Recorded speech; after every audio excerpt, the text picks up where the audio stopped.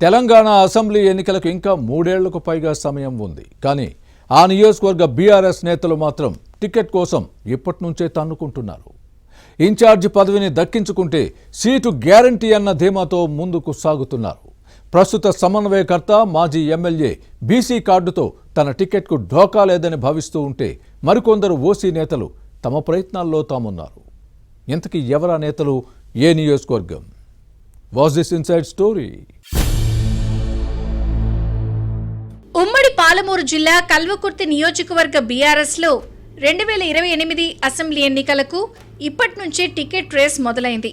Party incharge పదవి దక్కించుకుంటే seat guarantee అని భావిస్తున్న నేతలు తమ ప్రయత్నాలను ముమ్మరం చేశారు.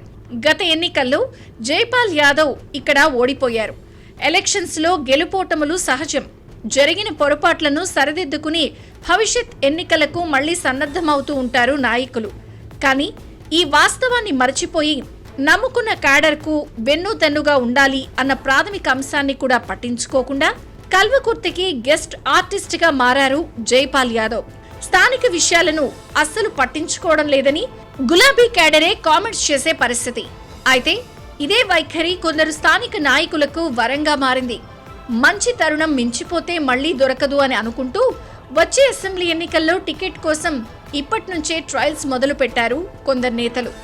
గత ప్రభుత్వంలో మిషన్ భగీరథ వైస్ చైర్మన్ గా పనిచేసిన తలకొండపల్లి జెడ్పీటీసీ ఉప్పల వెంకటేష్, కల్వకుర్తి మున్సిపల్ మాజీ చైర్మన్ ఎడమ సత్యం ఈసారి టికెట్ తమకేనని ప్రచారం చేసుకుంటున్నారు.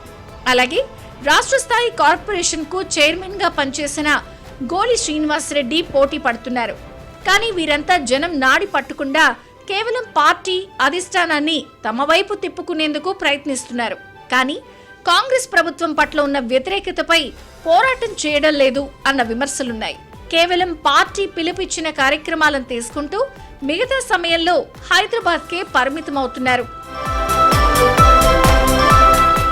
కాంగ్రెస్ ప్రభుత్వ విధానాలపై ఇక్కడి ప్రజల్లో నిరసన వ్యక్తమైంది. ముఖ్యంగా పాడి రైతులు తమకు రావాల్సిన బకాయిల కోసం ఉద్యమించారు. అలాగే కనీస మద్దతు ధరలు అమలు కోసం ధాన్య రైతులు ఆందోళన చేశారు. ప్రతిపక్షం ఇలాంటి అవకాశాలను తమకు అనుకూలంగా మలుచుకోవాలి. కానీ కల్వకుర్తిలో మాత్రం ఇందుకు భిన్నమైన పరిస్థితులున్నాయి. గత ఎన్నికల్లో బీఆర్ఎస్ అభ్యర్థిగా ఓడిపోయిన జైపాల్ యాదవ్ ఒక్కసారి కూడా ప్రజా ఆందోళనలో పాల్గొన్న దాఖలాలు లేవు. బీసీ నేతగా ఈ సామాజిక వర్గాల్లో ఉన్న గుర్తింపును కాపాడుకోవడం లేదన్న విమర్శలు ఉన్నాయి. 3 సార్లు ఎమ్మెల్యేగా ప్రాతినిధ్యం వహించిన జైపాల్ యాదవ్ బీఆర్ఎస్ అంటే తనే అన్న ధోరణిలో ఉన్నారు. వచ్చే ఎన్నికల్లో అభ్యర్థిత్వం గ్యారంటీ అని ధీమా వ్యక్తం చేస్తున్నారు. అప్పుడప్పుడు నియోజకవర్గానికి వచ్చి కనిపించకపోవడం మినహా ఏ కార్యక్రమం చేపట్టకపోవడంతో ప్రజలు కూడా ఈ నేతను అంతే లైట్ తీసుకుంటున్నారు. ఓసీ సామాజిక వర్గ నాయకులు టికెట్ కోసం పోటీ పడ్డా పార్టీ అధిష్టానం బీసీ నేత వైపే మొగ్గు చూపిందని అంటారు జైపాల్ యాదవ్. జైపాల్ యాదవ్ తీరుతో విసిగిపోయిన బీఆర్ఎస్ క్యాడర్ను పూర్తిగా తన వైపు తిప్పుకునేందుకు మిషన్ భగీరథ మాజీ వైస్ చైర్పర్సన్ ఉప్పల వెంకటేష్ ప్రయత్నిస్తున్నారు. తలకొండపల్లి జెడ్పీటీసీగా పనిచేయడంతో జనంలో మంచి పేరుంది. సేవా కార్యక్రమాలు చేస్తున్నారు. పార్టీ వర్కింగ్ ప్రెసిడెంట్ కేటీఆర్తో ఉన్న సత్సంబంధాలతో ఉప్పల వెంకటేష్ కు కల్వకుర్తి బీఆర్ఎస్ ఇన్ఛార్జి పదవి కోసం ప్రయత్నిస్తున్నారని పార్టీ వర్గాల్లో వినిపిస్తోంది. ఏప్రిల్ 27న హనుమకొండ జిల్లాలో జరిగిన బీఆర్ఎస్ రజతోత్సవ సభకు భారీగా జన సమీకరణ చేసి పార్టీ నాయకత్వం దృష్టిని ఆకర్షించారు. మరో సీనియర్ నేత గోలి శ్రీనివాసరెడ్డి కూడా తన వంతు ప్రయత్నాలు సాధించారు. వచ్చే ఎన్నికల్లో తనకే పార్టీ టికెట్ ఇస్తుందని ఇప్పటి నుంచే ప్రచారం చేసుకుంటున్నారు. 2014 నుంచి పార్టీలో కొనసాగుతున్న శ్రీనివాసరెడ్డి 3 సార్లు సీటు కోసం ప్రయత్నించినా ఫలితం దక్కలేదు. అధిష్టానం ఆదేశాల్లో పార్టీ కోసం పనిచేస్తున్న తనకు ఈసారి మాత్రం కల్వకుర్తి టికెట్ గ్యారంటీ అన్న నమ్మకంతో ఉన్నారు. ప్రస్తుత ఇన్ఛార్జ్ జైపాల్ యాదవ్ యాక్టివ్గా లేకపోవడంతో గోలి శ్రీనివాసరెడ్డి పార్టీలో క్రియాశీలకంగా వ్యవహరిస్తున్నారు. కారు పార్టీ ఏ కార్యక్రమం చేపట్టినా తన ప్రమేయం ఉండేలా చూసుకుంటున్నారు. ఇక కల్వకుర్తి మాజీ మున్సిపల్ మాజీ చైర్మన్ ఎడమ సత్యం కూడా వచ్చే ఎన్నికల్లో తనకే టికెట్ వస్తుందన్న ఆశతో ఉన్నారు.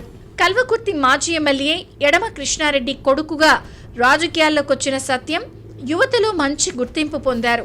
తెలంగాణ ఉద్యమ నేపథ్యం పెద్దగా లేకున్నా గులాబీ జెండా కింద పనిచేసి మున్సిపల్ చైర్మన్గా బాధ్యతలు నిర్వహించారు.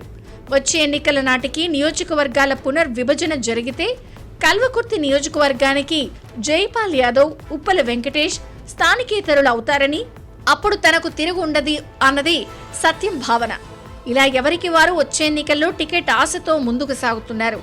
కాబోయే రోజుల్లో కల్వకుర్తి నియోజకవర్గ గులాబీ రథసారథిగా పార్టీ అధిష్టానం ఎవరిని ఎంపిక చేస్తుందో చూడాలి.